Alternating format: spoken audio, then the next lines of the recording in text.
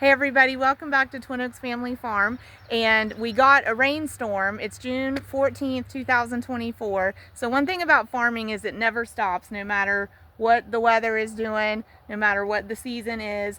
But rain can put a pause on the field work, right?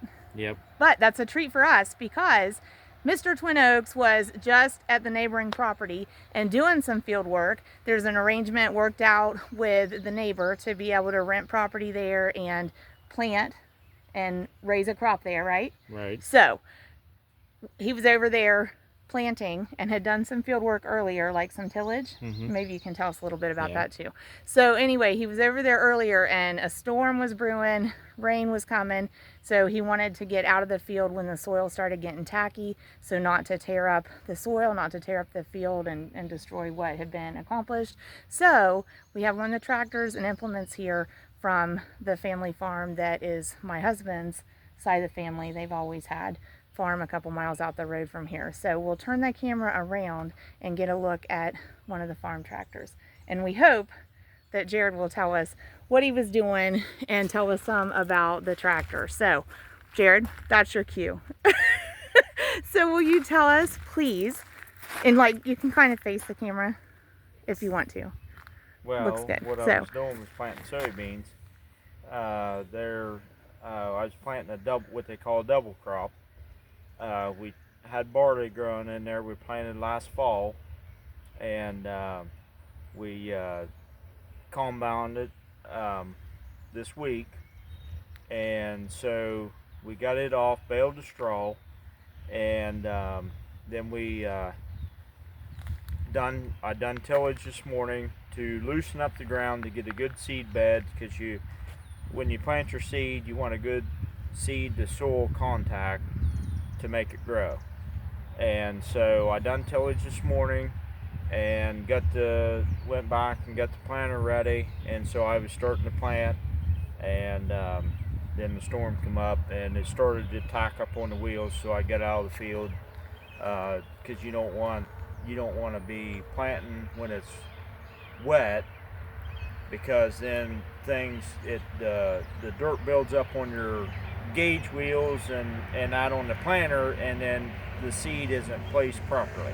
So can you tell us some about this tractor specifically, like what size it is, what model it is, what you use it for, and then just we'll kind of work our way back to the implement and you can tell us a little bit about that. So the high points of each piece. I mean, you see it's a John Deere 4430, 125 horse.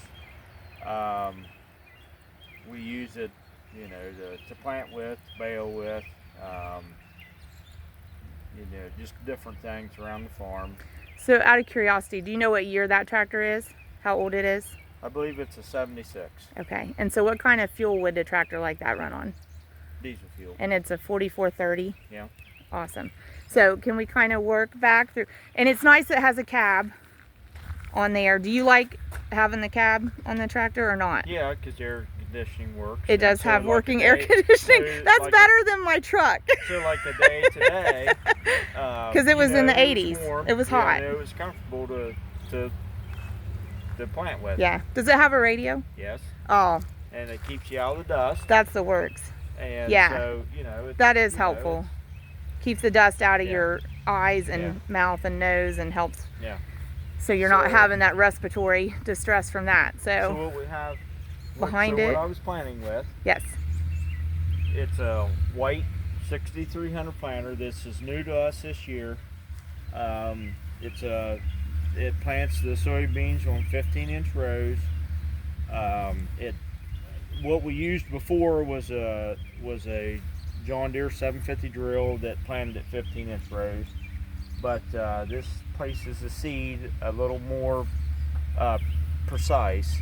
So it just helps the plants grow better if the seeds are planted a little more precise. Where the drill, they might be bunched up, or they might be a space in between. So this just helps it. The seeds do grow better if they're spaced. So it gives the farmer precision a little more in how precision, it's planted. Yeah, how it's planted. And so it can plant a certain number of rows simultaneously, Yeah, or? so this is a 13-row planter, and what we do is we plant our population of our soybeans at 140,000 the acre. So that's 140,000 seeds per acre is what we plant. This just helps place them seeds a little more precise. Okay, so a couple questions about it. Like, as I'm looking at it, it's got these arms. So when it's actually out in the field working, it actually looks different. Yeah. So can you kind of tell about the arms and the pieces to it? So when you're going, just depends on which way you're going, but like if you're going this direction and this part of the field over here hasn't been planted, but this part over here has, this arm will be down and it makes a mark in the dirt. So it can kind of point to where it does that. So that disc up there, it folds down and it is out here, and it makes a mark. So that disc has contact with the soil. Yes, and it makes a groove in the field. Okay. In the soil. So then when your next round you come around. So that's a marker line for the farmer. Yeah, so the center of the hood, there's a little like ornament, and you line that up directly on that mark, and so that keeps your spacing. I mean, it's not perfect, but it's close. But it's a good reference point. So it's going to be raining, maybe a little steadier, so we'll kind of try to hit the highlights. Tell us a little bit about the boxes or tanks sitting there and some of what this assembly is. So this planter is what they call an air planter. So there's a fan, which is run off the PTO of the tractor. Okay, so we want to get there. It's run off the PTO of the tractor. There's hydraulic oil that flows through these lines. Yep, and it's coming back along here. And it's all rigged up to the fan. Okay. And so the fan blows air through these tubes right here, and so it pushes air through this tube, and it goes down, and there's a seed disc. So that seed goes down in there, and as that turns, that air pushes the seed out against the disc.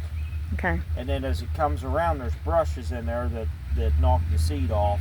Okay. And it goes down in your seed tube, and then goes down in the Can we see the seed tube and where it's making contact with the soil or not? Well, no. Not really. Okay. I mean, so you have these. So the seed tube is in between these discs. Okay. And so it's a double disc. Okay. And so the seed tube is back in here.